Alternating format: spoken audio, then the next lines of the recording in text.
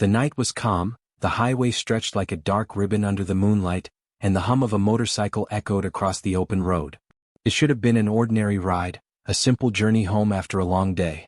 But what unfolded that night would expose the ugly face of racism, test the patience of a man who had already given everything to his country, and prove that justice sometimes comes riding on the backs of those who refuse to stay silent. Before we begin, let me ask you this. What would you do if the people sworn to protect you were the very ones who turned against you? Welcome back to Talecraft, the channel where stories of courage, injustice, and unbelievable twists come alive. If you're visiting for the very first time, make sure you like, share, and subscribe because you won't want to miss the tales we uncover here. And don't forget to hit that notification bell so you're the first to know when a new story drops. Today's story isn't just about one man's struggle, it's about how a community of warriors stood up when their brother was cornered, and how the truth shattered arrogance in the blink of an eye.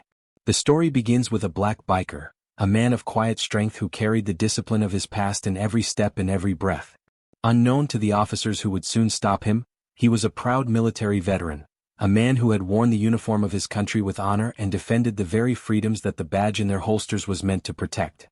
But to those officers, blinded by prejudice, he was just another target, another chance to throw their weight around. As the lights of the patrol car cut through the night, everything changed. What should have been a routine stop quickly spiraled into hostility. The biker knew the drill, knew the tension, knew that respect could sometimes keep a bad situation from turning worse. But this was no ordinary stop. This was a trap fueled by power, by arrogance, and by a cruel assumption that he stood alone. The officers had no idea who they were dealing with, and no clue what was waiting for them just beyond the horizon. Because what they couldn't see was the bond of brotherhood forged in the heat of service. A bond that stretches far beyond blood, color, or rank. And when one of their own is threatened, that bond answers. Tonight, as we dive into this incredible story, you'll see exactly how quickly arrogance can crumble, and how justice can arrive not in the form of law, but in the roar of engines and the unity of soldiers who never leave a brother behind. The flashing red and blue lights sliced through the night, reflecting off the chrome of the motorcycle as it slowed to the side of the road. The biker pulled off his helmet, revealing a face lined not by fear but by years of discipline. His eyes were steady, calm, the kind of calm born in deserts and jungles where survival meant controlling every emotion. But the officers didn't see that. To them, he was just another rider on the wrong stretch of road, the wrong color at the wrong time.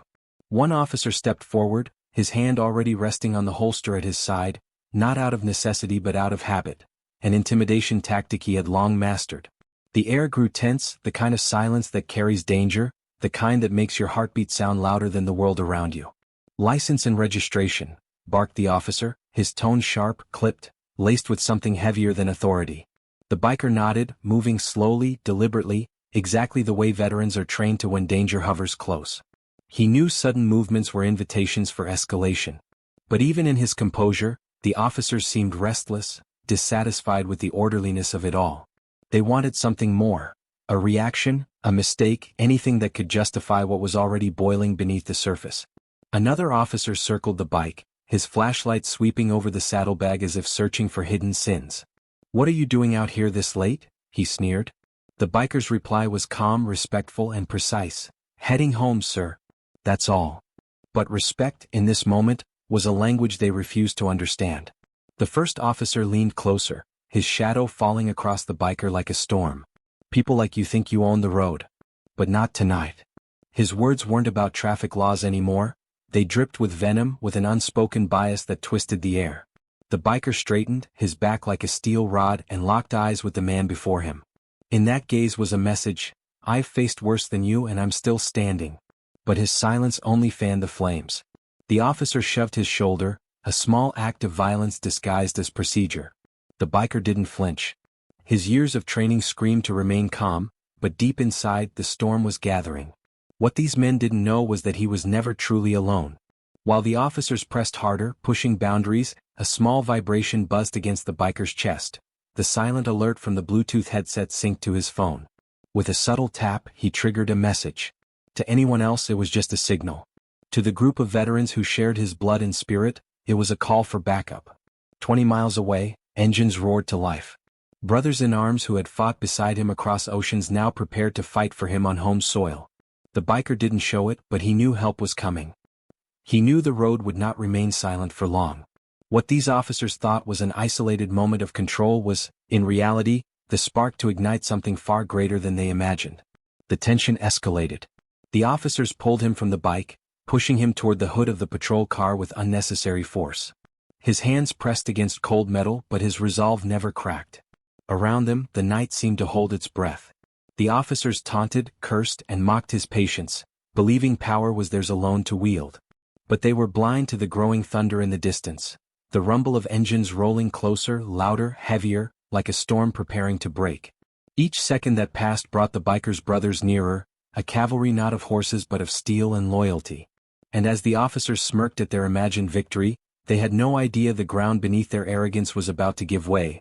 The officers' smirks began to falter as the biker remained unshaken, his calm and invisible blade slicing through their arrogance. Every shove, every threat, every shouted order bounced off him like water off steel. He knew how to maintain composure in the most dangerous situations. He had done it countless times in war zones where lives depended on restraint. Yet, despite his measured demeanor, the officers continued to escalate, eager to provoke a reaction. They didn't notice the subtle vibration in his jacket, the tiny signal he had sent to trusted comrades miles away. They were blind to the storm approaching, focused only on the illusion of control. Their overconfidence was their undoing, and it was about to crash into reality with a roar they could never ignore. A distant hum grew louder, almost imperceptible at first, blending with the night air. Then it became unmistakable, a chorus of engines revving in unison, a rolling thunder on the horizon. The biker felt the surge of energy ripple through him. His eyes flicked to the side mirror, noting movement along the empty road. One by one, motorcycles appeared, cutting through the darkness like shadows on the wind. Each bike carried a veteran trained not only in combat but in loyalty, discipline, and unity. These men had heard the call, understood the stakes, and were ready to enforce justice where arrogance and hate had once tried to dominate. The first backup bikes arrived beside the patrol cars, engines growling, headlights slicing through the night. The officers froze, their bravado evaporating under the weight of 50 disciplined soldiers, each one carrying the silent authority of experience and shared sacrifice. They had never encountered this level of precision, this raw cohesion. The biker straightened, shoulders squared, heart steady.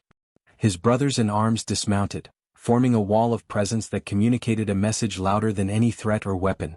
We do not tolerate disrespect, and we do not leave one of our own behind.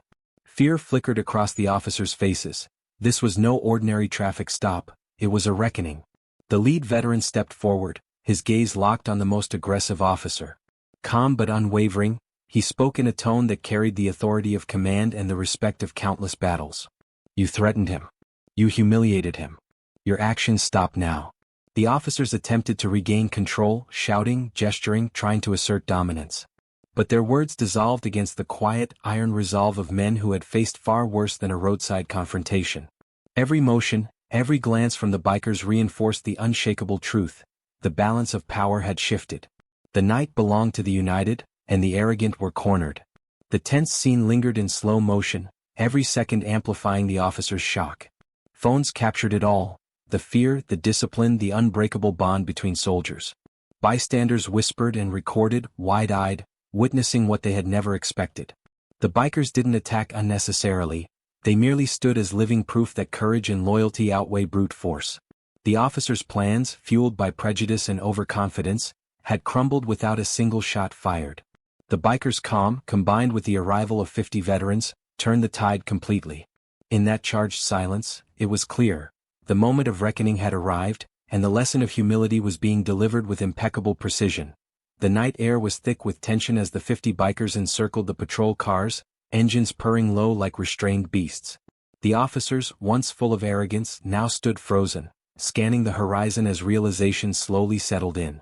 This wasn't a mere traffic stop anymore. The man they had humiliated was backed by comrades whose discipline and strength dwarfed any power they thought they wielded. Every veteran's stance radiated calm authority, their silence louder than shouts. The biker at the center of it all remained poised, his hands relaxed on the handlebars, but his presence was commanding. The officers understood, too late, that their choice to provoke him had set in motion consequences far beyond their comprehension. Civilians who had been quietly watching began to murmur, capturing videos on their phones, their whispers turning into exclamations of astonishment. "Look at that," one said. 50 soldiers, just for him. The officers' faces drained of color, their earlier confidence evaporating under the weight of public scrutiny and sheer numbers. The bikers didn't advance aggressively, they didn't need to. The wall of unity, the unwavering calm, and the silent threat of experience communicated far more than words ever could. The city street, once a stage for intimidation, now became a testament to loyalty, respect, and the consequences of underestimating those who have fought for what's right. The lead veteran stepped forward, placing a hand on the biker's shoulder as a gesture of solidarity. "We've got him," he said, voice steady but sharp, carrying the authority of countless missions where failure was not an option. The officers attempted to speak, to reclaim control, but their protests fell flat. The words discipline, honor, and loyalty were written in the posture and expressions of the surrounding bikers. The officers' ignorance and prejudice had been exposed, and they were powerless to reverse it. Each second that passed reinforced the lesson. Arrogance combined with injustice invites consequences, and unity can overturn even the most dangerous threats. The biker finally dismounted, walking slowly toward the lead officer. His eyes met the cop's, calm yet piercing. "You made a mistake tonight," he said quietly. "Not just with me but with every man here who stands for respect, loyalty, and justice." The silence hung heavy. The officers lowered their eyes, muttering excuses, but there was no escape from the truth captured in countless camera lenses. The crowd, recording, cheering, and whispering, confirmed what the biker and his comrades already knew. Power used to intimidate the innocent is temporary, and karma often arrives in full force. Within minutes, the tension began to ease, though the officers' humiliation was palpable. The veterans didn't linger unnecessarily, their message had been delivered. The biker remounted his bike, a silent signal that the ordeal was over, and one by one the 50 soldiers roared away into the night. The officers were left with nothing but the memory of their failed intimidation, a lesson they would not forget. And for the biker, the lesson was clear too. Unity, discipline, and courage could protect not only himself but also the values he had risked everything to defend. Justice had been served without a single bullet fired, yet its impact would echo far longer than the roar of engines fading into the night. As the echoes of roaring engines faded into the night, one truth became undeniable. Courage, unity, and loyalty always triumph over arrogance and prejudice. The biker had faced what seemed like an impossible situation, confronted by officers abusing their authority, yet he remained composed, calm, and strategic. His comrades, veterans who had once fought side by side with him, arrived not to escalate, but to restore balance and ensure that justice was served. In the end, it wasn't the threat of violence that resolved the encounter. It was presence, discipline, and unwavering solidarity that changed the outcome completely. The story leaves us with a powerful reminder. Never underestimate the quiet strength of those who serve, or the bonds formed in adversity. It shows that injustice can be confronted, not always with confrontation but with courage and unity. The biker's calm response, combined with the timely arrival of 50 disciplined veterans, transformed a potentially dangerous situation into a statement of accountability and respect. This is more than a tale of one man's resilience. It's a lesson about society, vigilance, and standing up when others seek to oppress or intimidate. And now, I want to speak directly to you, the viewer. Stories like this aren't just entertainment, they're calls to awareness, reflection, and action. What would you do if you witnessed injustice? How would you respond when confronted with abuse of power? Every one of us has a choice to stand for what is right, even when it seems impossible. These stories remind us that courage, combined with strategy and support, can alter outcomes and make the world a fairer place, one action at a time. If this story moved you, inspired you, or made you think about justice and loyalty, I encourage you to engage. Like this video, share it with friends who need to hear this, and subscribe to Tailcraft for more stories of resilience, courage, and remarkable twists. Most importantly, leave a comment below. Tell us your thoughts, your feelings, or your own experiences confronting injustice. Your voice matters just as much as the bikers did that night, and together we continue sharing the stories that need to be told.